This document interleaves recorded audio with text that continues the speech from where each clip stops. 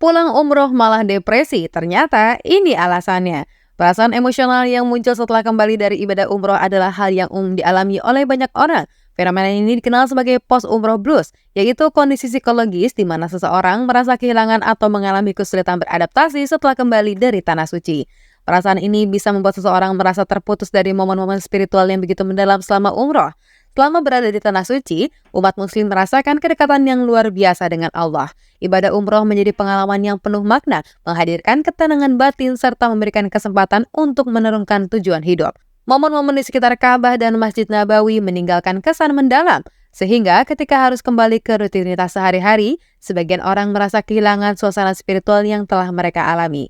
Satu penyebab utamanya muncul post-umroh blues adalah perubahan drastis dari pengalaman ibadah yang intens ke kehidupan sehari-hari yang seringkali dipenuhi dengan kesibukan duniawi. Saat menjalankan umroh, seseorang banyak menghabiskan waktu untuk beribadah, berzikir, dan mendekatkan diri kepada Allah. Namun, setelah kembali ke rumah, aktivitas harian yang sibuk bisa membuat perasaan spiritual tersebut terasa memudar. Untuk mengatasi perasaan ini, penting bagi seseorang untuk tetap menjaga koneksi spiritual yang telah dibangun selama umroh.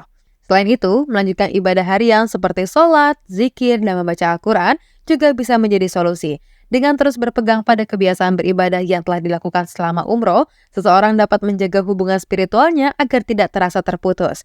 Konsistensi dalam menjalankan ibadah juga bisa membantu mengurangi perasaan kehilangan. Berkumpul dan berbagi cerita dengan orang-orang yang memahami perasaan ini juga bisa menjadi langkah yang baik. Diskusi dengan teman atau keluarga yang pernah menjalankan umroh dan memberikan dukungan emosional dan membuat seseorang merasa lebih dimengerti.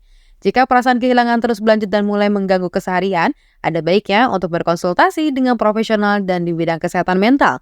Mendapatkan panduan dan dukungan dari ahli bisa membantu seseorang memahami perasaannya lebih baik serta menemukan cara yang tepat untuk mengatasinya.